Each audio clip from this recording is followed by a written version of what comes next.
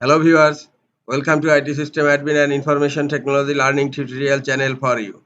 Today in this tutorial I am going to show you how to hide this PC on navigation pane in File Explorer on Windows 11 computer. Sometimes it becomes very important for you, so don't forget to watch full video. To hide this PC from navigation pane on File Explorer in Windows 11 computer, first of all I am going to open the File Explorer.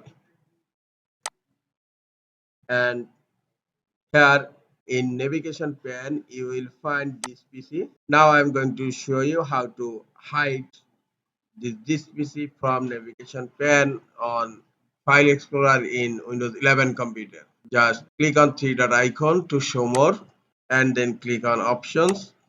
In folder options, go to view, scroll down,